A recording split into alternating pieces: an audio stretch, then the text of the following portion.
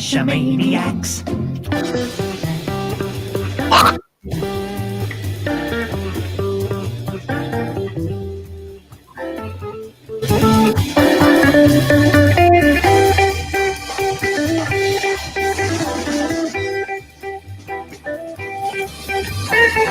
Geo Gearheads. Well, welcome to Geo Gearheads. This is episode 428. And, well, maybe you have noticed already, there's no Daryl. Daryl is geocaching for his voice. He seems to have lost it, and hopefully his GPSR will help him find it again. But until then, hey, we've got a great show tonight. We're going to talk about Gsak, and we brought in the one, the only GSM times 2 to talk about it. Well, thank you very much, Chris. I'm sorry Daryl's not here, but we're going to do it. We're going to have a lot of fun. It is. Now, GSM times 2, I don't know how, but possibly there's somebody who doesn't know you. You're a very likable guy. You get out a lot. Why don't you give us a quick background on your geocaching history, how long you've been geocaching, and, maybe where you geocache, but not too specific because, geocachers will find you. Well, I welcome them to find me. I'd love to talk to other geocachers. But I started geocaching in November 2004. I've been geocaching ever since, never took a break, and just having the best of time with a lot of hides and a lot of finds. But I think what I'm here tonight for is to talk about Gsak. I've had the extreme pleasure of teaching Gsak at 9 different mega events, and now we're going to talk about Gsak for smartphones because a lot of people are using smartphones instead of GPS. Yes. Holy cow! You taught Gsak at 9 mega events. Yes, that's incredible. 5 Yumas at caching at the Bay. 2 Geo Woodstocks and Geo Coin Fest. Okay. So quickly, what is Gsak? I mean, people that's one of those acronyms that everybody knows, but maybe they don't exactly know what the acronym means, let alone what it is. Well, Gsak is short for Geocaching Swiss Army Knife, and it's in the old days it was absolutely a critical tool for geocaching. It's basically it's a database program for Windows only. Sorry, Apple users, and it presents geocaching in a spreadsheet format.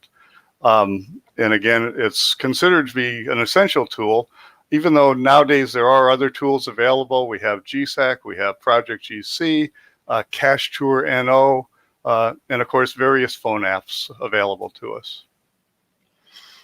Well, that's exactly right. I mean, with all the tools we have now, is Gsak still relevant and still useful? Absolutely. It's very relevant, very useful. What we're going to talk about tonight is its advantages in use for smartphones. A lot of times people talk about offline use for smartphones. If I don't have an internet access, then I'll want to go for offline use. But there's really a lot of advantages to going offline anyways. One, even if you don't have internet access, or even if you do have internet access, having the information on your phone makes it instantaneous.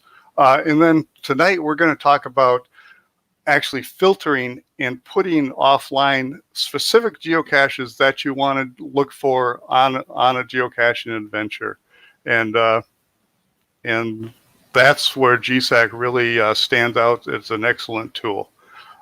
So we'll talk about filtering and putting together a list of geocaches that you want to work on. Nice.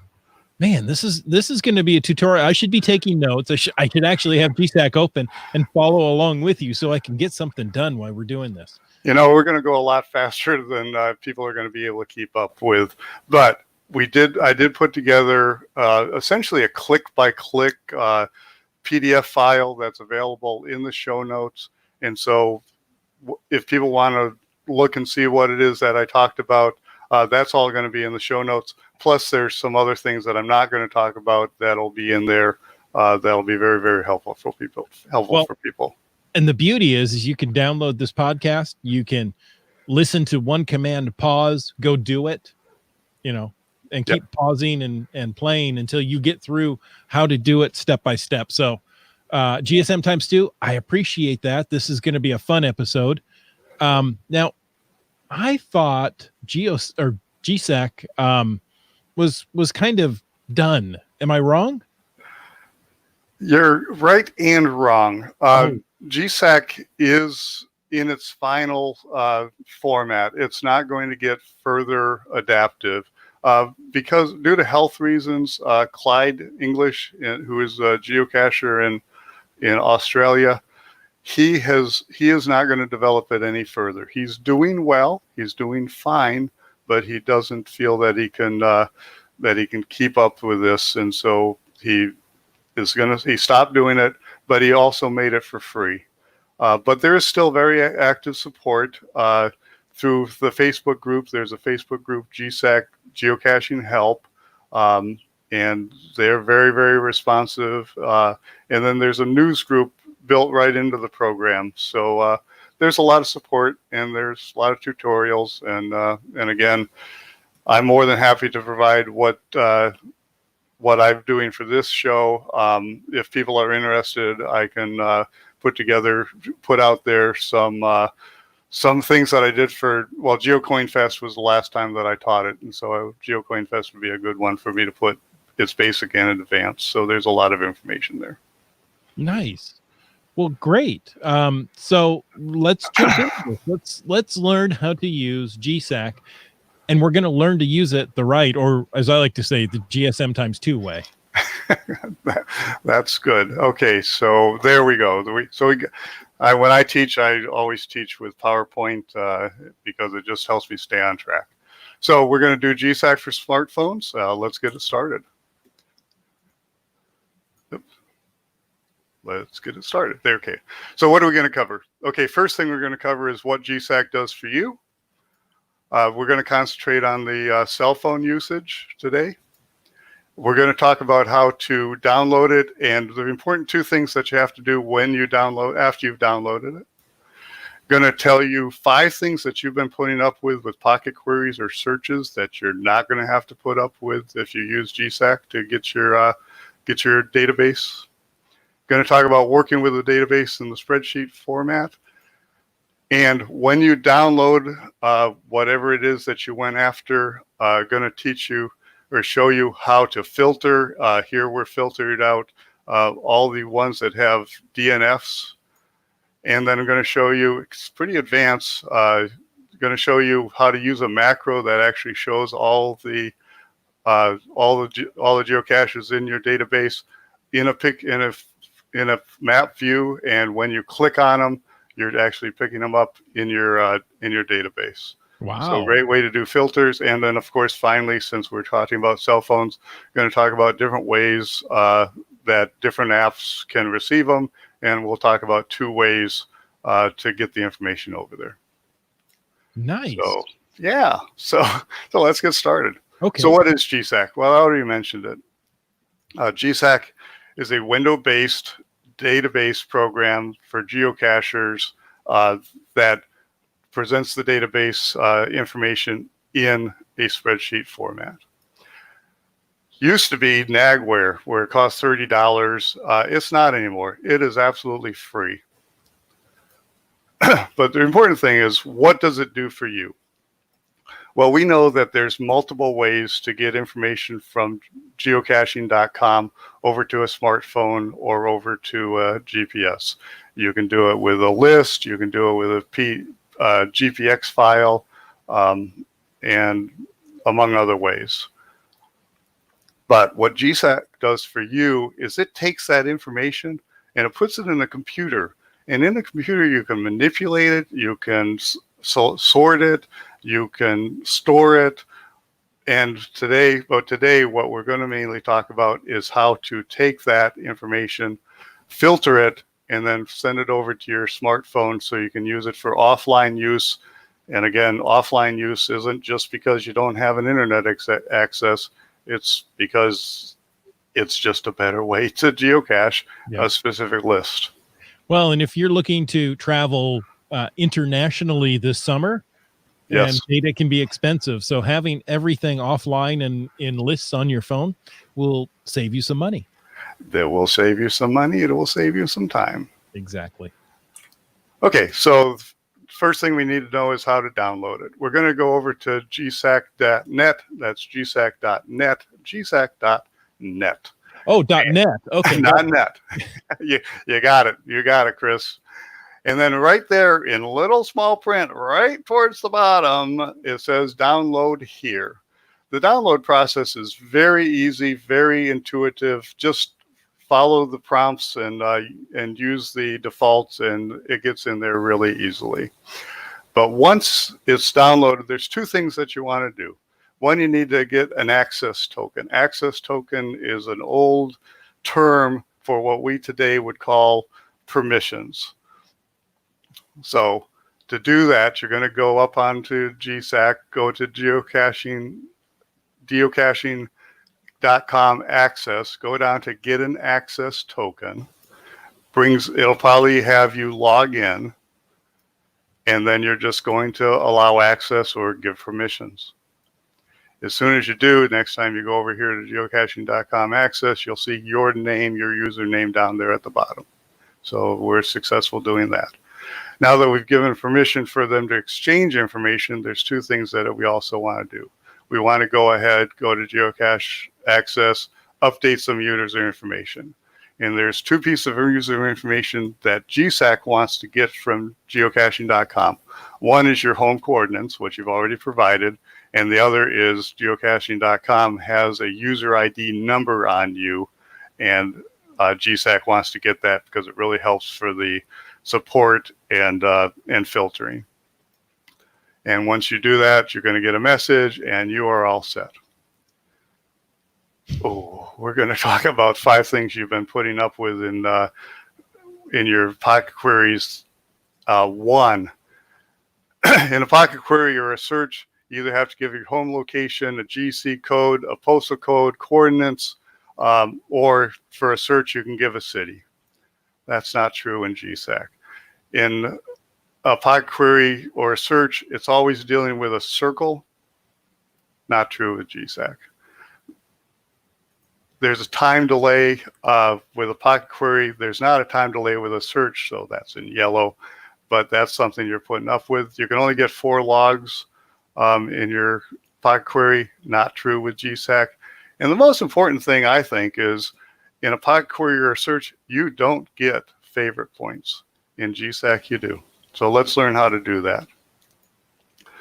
Okay, first thing we need to do is we need to create a blank database for the information to come into. So we go to database new, and there's my new database, completely blank. Then I go up here. Anytime I'm talking to anytime I want information from geocaching.com, I need to go over here to geocaching.com access. And I go there, I say get geocaches. It's going to bring up this dialog box. Now you can see that you can choose circle, you can choose rectangle, or you could choose a GC code. In this case, we're going to choose a rectangle.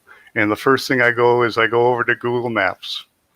When I get to Google Maps, for those who are listening, it's brought up a map of the last place I got geocaches from, in this case, Palmdale, California. Now, this is Google, and Google knows everything. So if I go down here to find location, I could type in Ojai Starbucks, and it would center on Ojai Starbucks. I could type in Disney World. I could type in pretty much anything that Google might know, and it'll take me there. In this case, I'm just pretending that Daryl and I have 4 hours to go geocaching in Ann Arbor, Michigan. So I've typed in the name of a hotel in Ann Arbor, Michigan. When I hit find location, it moves that box right over there and centers right on that address. You'll see two little arrows. Oops, sorry, there was one other thing.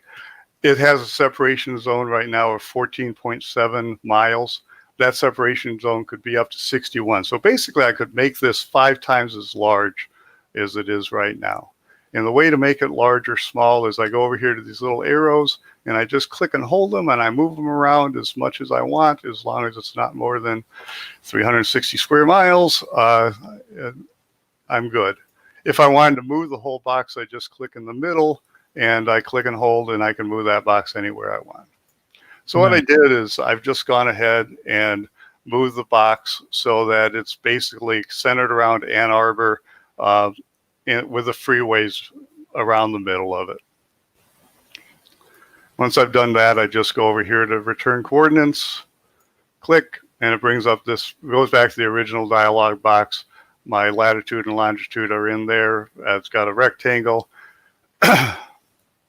And maximum geocaches actually can go all the way to the API limit that you might have.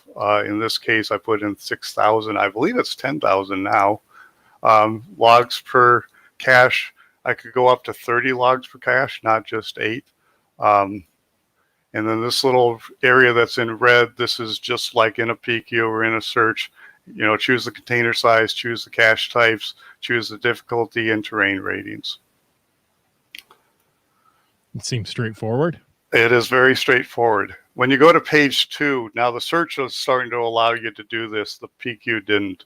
But search, you can put in there, if I'm going with 4 other people, I just put in 5 names of not found by. So Daryl and I'll put in Daryl and my name, and we will find caches that neither of us has found. Could do the same thing with owned. I could put up 5 if I want to go, you know, I want to go get bounce and, you know, some really good high quality caches. I can put up to 5 names of owned by. I could also go excluded by to avoid that geocache you have in your area who uses a cell phone and his coordinates are 40 feet off in their veggie heights. Okay. Oh, you know those. Okay. We have 2 of those guys. Could put in the minimum number of favorite points. So I here for Daryl and my shirts, we want to get some better geocaches, so I've made it for 5.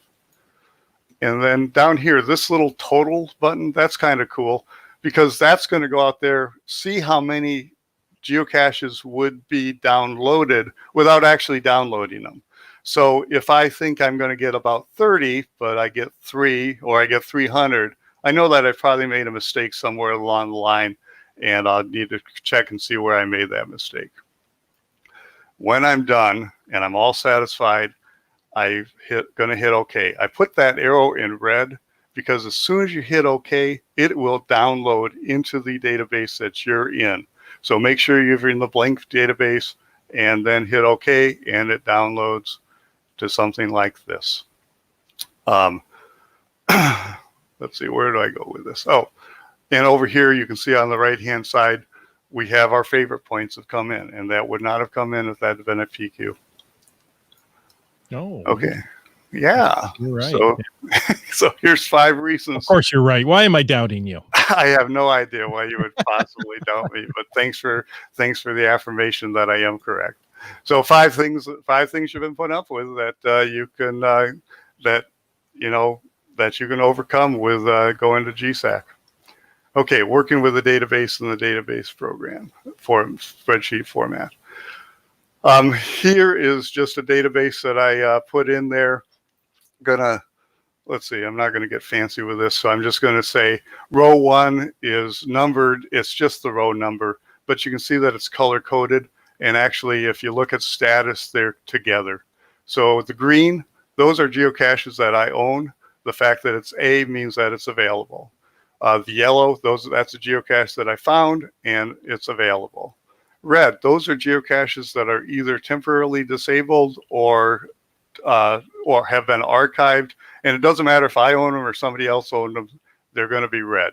The next one that has a little cross through the 3, that's been archived. And the next one is temporarily disabled. And finally, we get down to white, which is one that's available that I have not found. As we move on over, the next column is user flag. And we're going to talk about that more later. The next column is the icons for the cache type. The next column is the last 4 logs for that geocache. Green means it's a found.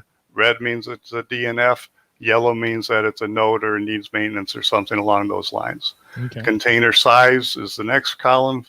Difficulty, terrain, name, placed by, travel bug, found, not found. The next one I have my little icon there, or it's my little old arrow, and it's first to find, so those would be checked for first to find. And next we get the favorite point column. Next one is corrected coordinates, and found count is how many times it's been found, or how many times I've logged it as found, whether it's premium, and user sort is the last one, and that's here. Let's hope that this works. Okay, so I'm just going to do a little screen video, and so let's look. Okay, so over here, here's how to add or remove. View, add, remove columns. There's about 48 different things that we could put in a column. To unchoose them, we just take away the arrow. To choose them, we put in a check mark. And I'm thinking, oh, what do I want to put in here? And what do I want to take out of here? And then I hit OK. Anything that I've changed, it's over here on the right-hand side. I can click on the title, move it over to the column where I want it. So by clicking the column header and dragging, you can move your column. I can move my column. If you saw when I got on the side, I could readjust the column. Clicking on the column will sort. Here I'm sorting favorite points, and now I've sorted favorite points from high to low. Pretty straightforward. Okay, let's see. And it took you so long. And it took me so long. Okay, and then I tried to play again. Okay, user flags. User flags are really, really good. It's the way that I would choose what I want or possibly what I don't want. And so just by clicking on each of them, I can, again, if I'm checking, oh, I want these ones or I don't want these ones, I can do a user flag. And that's binary. It's on or off, right? It's on or off. Can come over here to the user flag drop-down menu, could clear all of them, could set all of them, do a number of different things with them. So here is the 55 geocaches that I downloaded around Ann Arbor, Michigan. So you and Daryl are ready to go caching?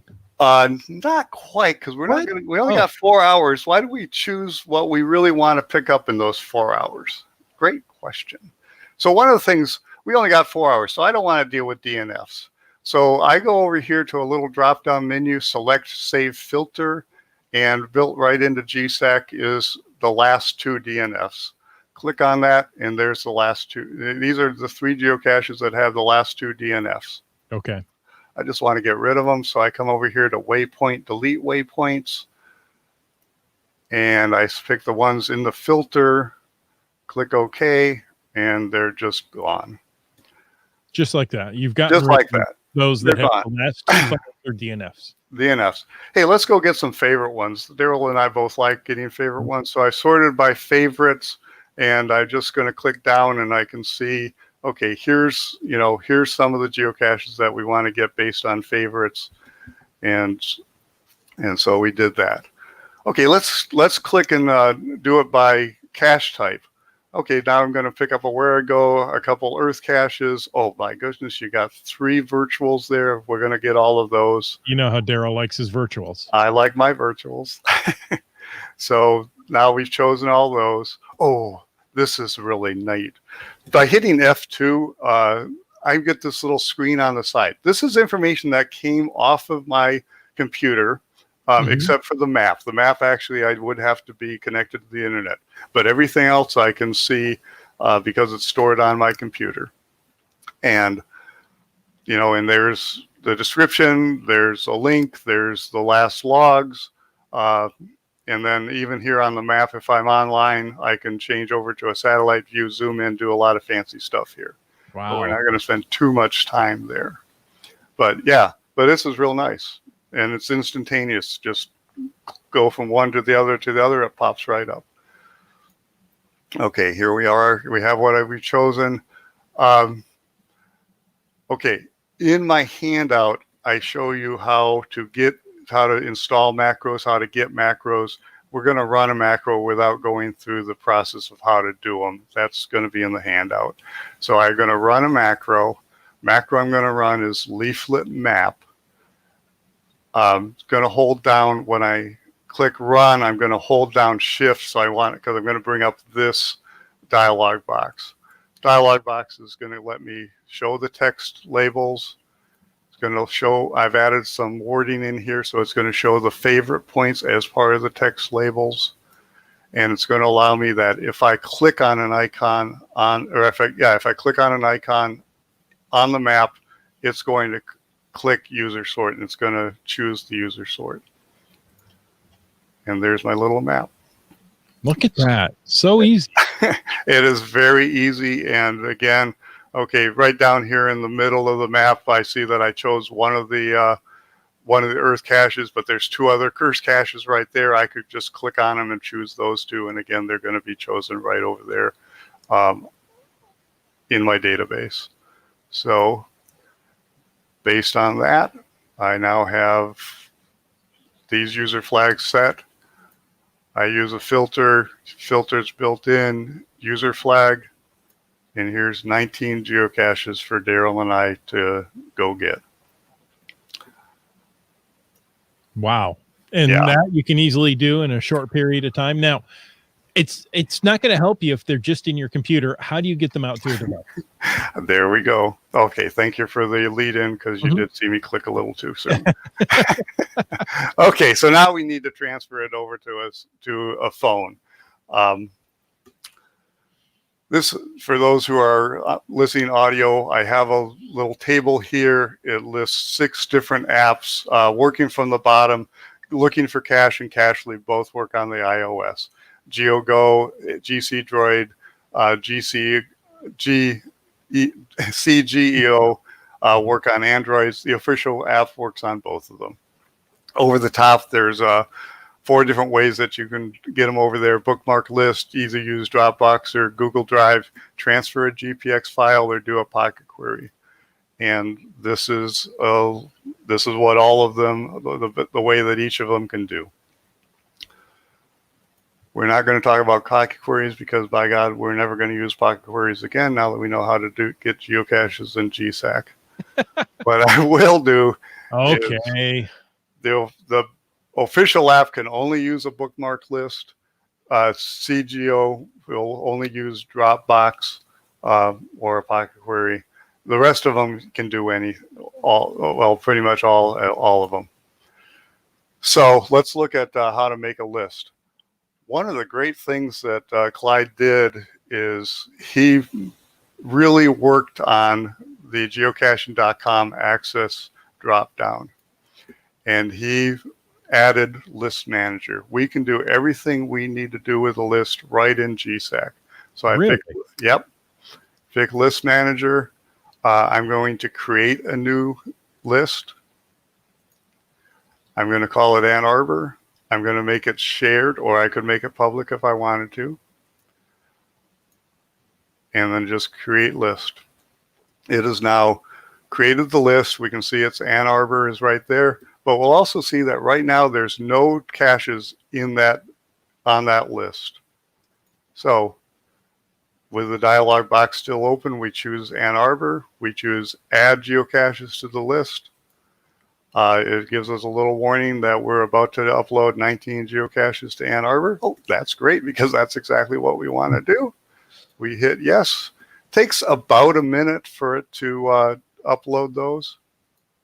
And then when we go back to our list, there they are. 19 geocaches are in the list.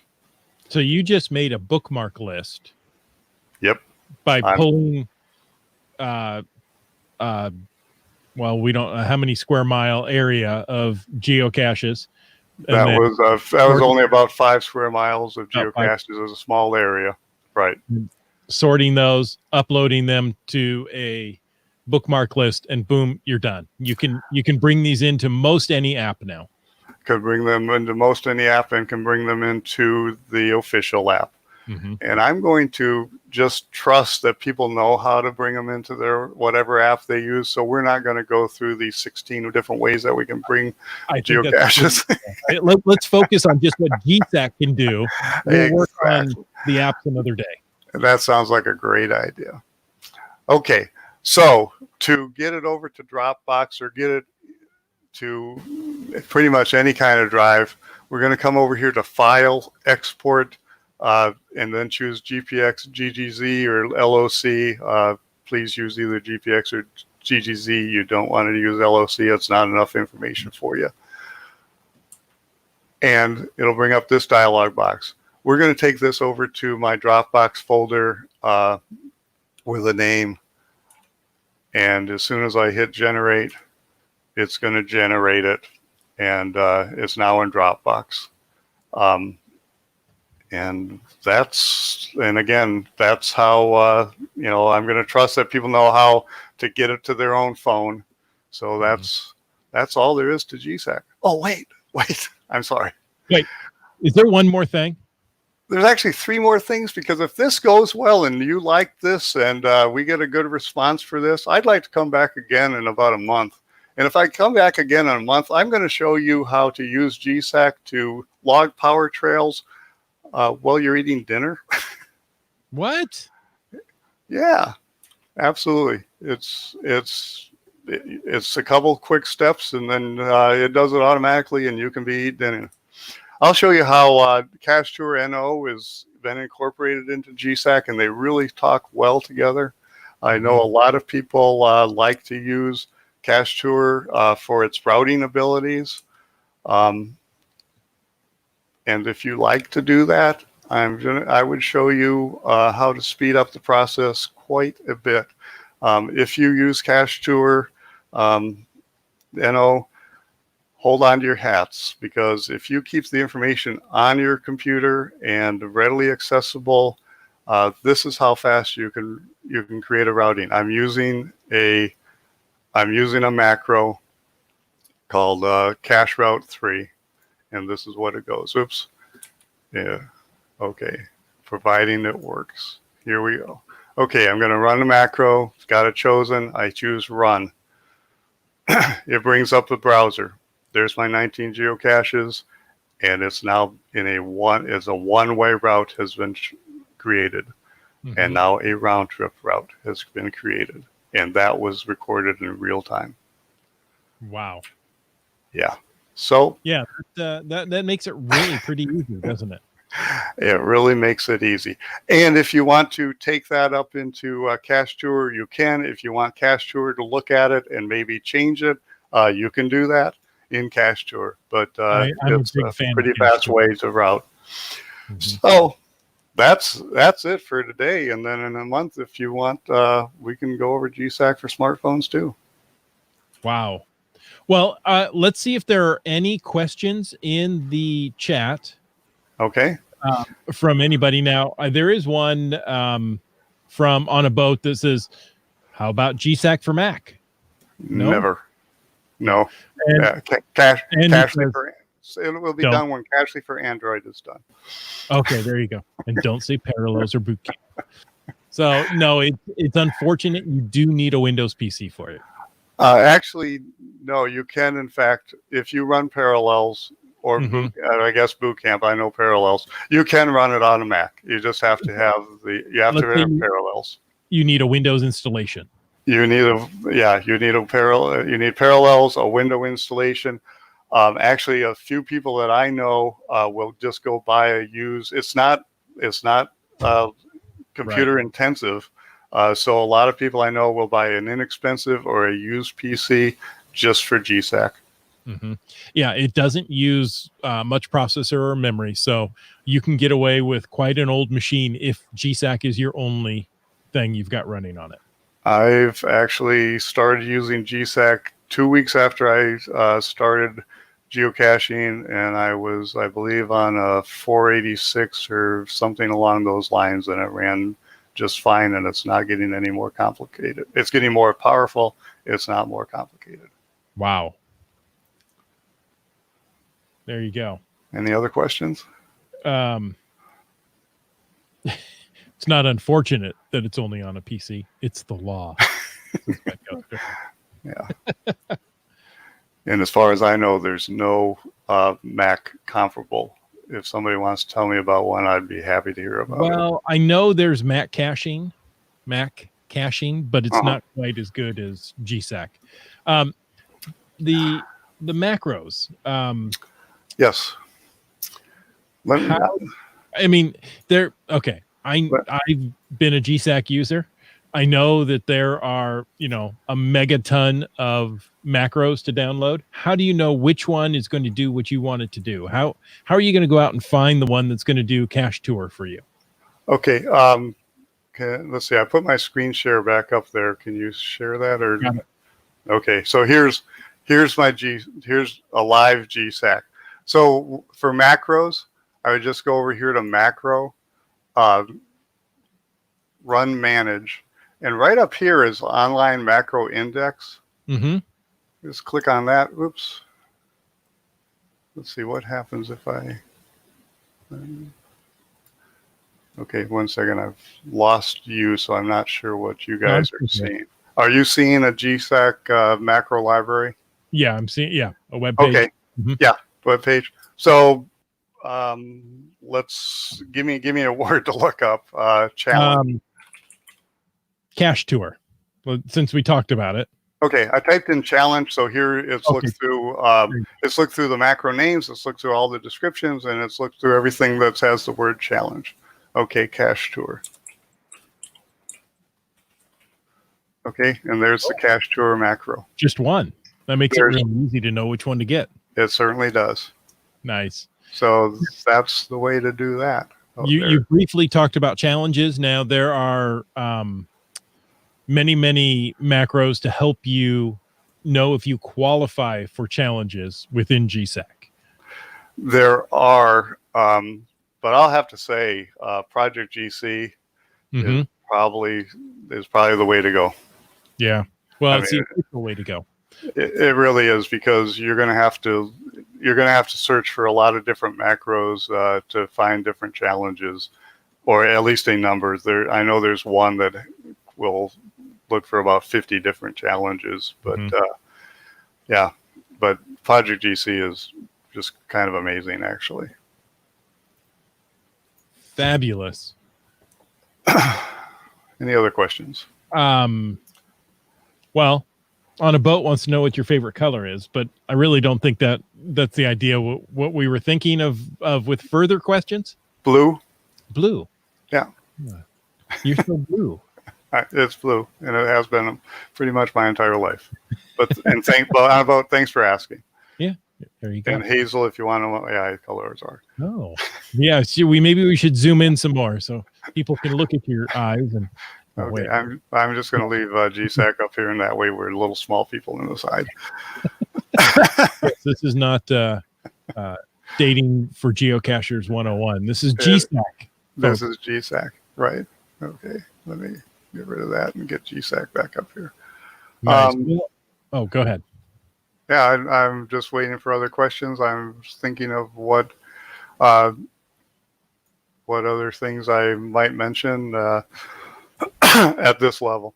On a Boat says you're a winner. You got the right color when you picked it there, blue. Okay. Okay. So Starcacher says I've been using Gsak for 6.7 years. That might be 6 to 7 years, but he could be very specific. I just saw a couple of functions that I've never used. Gsak has so much functionality. I still have things to learn. I've taught it all these times, and I'm just below scratching the surface. Mm-hmm. There are people there in the Facebook group who are just amazing at their knowledge. And what I love about the Facebook group is someone will ask a question, someone will answer the question, and that's pretty much the end of the discussion. It's not like the news groups where you get, a lot of unrelated comments. Right. It's definitely a very good user group. Okay, so I'm going to pop in some other things, and they're going to be a little out of order, but you'll see why here. Okay. So Roger says, I've used Gsak for years, and yes, I keep finding new things it can do. Yep. Jeannie says his favorite color is yellow for the smiley. Oh, it's perfect. Okay. Now I may change my favorite color all of a sudden. On a Boat says, okay, serious question. Can you tell me what you think the biggest win of using Gsak over Project GC is for these types of things? And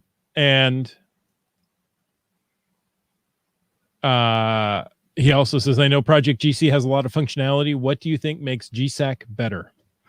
And I have to say, I don't know that much about Project GC's ability. I know that it has the ability to filter, and you can actually make a list off of Project GC. I've never done it because I've always used Gsak. So it's hard for me to do a comparison. What I can tell you is that when you have the information on your computer, it's fast and reliable, and you're not relying on an internet access or the speed of internet access like you do with Project GC. Now, I would assume Project GC only uses, well, maybe not. It's using online. One of the things with Pocket Queries, sorry, I suddenly forgot what they were because you told me not to use them again. Absolutely. Is that you only get 5 logs with it, right? We talked about that. I believe it was 4, but it could be 5. Okay. There's a certain number of logs, but with Gsak, you can keep, updating those caches so you get more and more, and you can, have quite a history of logs. So having that kind of information may give you that extra clue you need to find that troublesome cache. Yes and no. And first off, it will overwrite. It won't add on to the number of logs. So if you ask for 8 logs and then you refresh, you're going to get 8 logs. You're just going to get the newest 8 logs. No, it will keep going. It will. Okay. Yeah. When I used it way back when, that's what I was doing with it. And so I have all the logs available, and you could print out. I printed at that time. Okay. Very good. Number of logs, so I could have the helpful information. But the one thing that I would say is how important is it to have 30 logs? 30 logs may go back a number of years, and really, the last, and pick a number. I pick 8. The last 8 logs are probably going to have the most important information in them. And if you download 30, it's going to bog down your GPS well, I don't know, it'll bog down your cell phone. I shouldn't say that, but it just gets bloated. And is it really necessary to bloat it so that you can look through, a cache that was, or a log that was written 4 years ago? Yeah, that's true. Wet Coaster asks, did you talk about multiple databases? I had some other things going on over here. I did not talk about multiple databases, so let's talk about multiple databases. Okay, so here is a database. Let me just turn off the side. Here's a database. This is my database that I keep all my finds and all my hides. Here's Bella's database. You can have any number of databases you want. I have a database of caches that need maintenance. So yeah, you can have multiple databases, and you can see that you can save different views. All of these have different views. Let me show you what's amazing is how quickly you're switching between the databases. These aren't just sorts of an existing database. No, these are separate databases. Yeah. This is the database of the geocaches that I went and got today. So I'll use print list, and I can now print in the order that I'm going to do them, the geocaches that I'm going to go after. So yeah, it's, as far as a spreadsheet, it does everything a spreadsheet would do, and as far as a database, it has a tremendous amount of information. On a Boat says, any idea the total number of caches you've downloaded to your databases?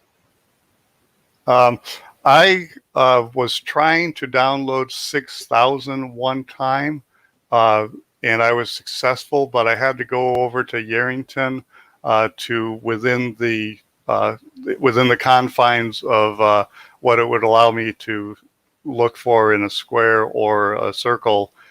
I had to go to Yarrington with all those power trails to be able to find 6,000 in that, and it's 30, the radius is 30 miles. Okay. And so the area is beyond my comprehension. It was over 100 square miles. So, wow. Yeah. And it'll download them. And I believe it can download more, but I'm not sure you'll be able to find a place that you can download more. Let's see. We've got some chat going on, so I'm looking. Roger says, I still use PQs, download them into Gsak, and then you can add logs if you want. Roger also says his default database in Gsak has 172,818,000. No, I got it right. I can do this. I know numbers. I don't know what's going on with my brain at the moment. 172,000, over 172,000 of them. Yeah. In one 818 caches at the moment. Yep. And he can probably sort them pretty darn quickly. And it's amazing. Oh, his geocaching name is Raj King, by the way. All right, good. Thanks, Raj King. Wet Coaster says, I like batch logging. I create my template, then add individual comments when I have them. I just hit log all and go do some other task. And that's something we would talk about in Gsak for phones too. So he just spoiled the whole next episode. He did not spoil the whole episode. Oh, good. He led into the next episode because batch logging is an advantage, and the real nice advantage is that you can, in fact, batch log but make individual logs fairly easily just by editing each one. So that's something I do pretty much all the time. My template is something like thanks for the cache, or we'll tell about, Bella and I and Flew By You went caching. But I do go ahead and at the top put in an individualized to each geocache note to say, easy find, difficult find, cache is in great shape, or whatever is appropriate. So you can really use it to make very nice logs. Nice. Yeah. And also, and it's kind of advanced, but you can also add your pictures and actually grab travel bugs and drop travel bugs right inside your log. Nice. Yeah. Well, GSM times 2, thank you so much for joining us this evening. That was great. And folks, why don't you take this opportunity, send Daryl a message that you miss him either through Facebook or Twitter, or you can email geogearheads@cacheamaniacs.com. And at the same time, let him know you want to bring GSM times 2 back to talk about GSAC number 2 for smartphones. That would be great. And folks, make sure you check the Cacheamaniacs website at cacheamaniacs.com for more on the Geo Gearheads, including show notes for this and all our episodes. We love hearing from our listeners. So leave us feedback by emailing geogearheads@cacheamaniacs.com or through the many channels of social media. Your support helps keep the Cacheamaniacs shows coming. Please consider becoming a patron through the link on our website to support the Cacheamaniacs shows. Geo Gearheads is produced by Chris Umfenauer and Daryl Wattenberg. The show's copyright 2020 by Daryl Wattenberg. All rights reserved.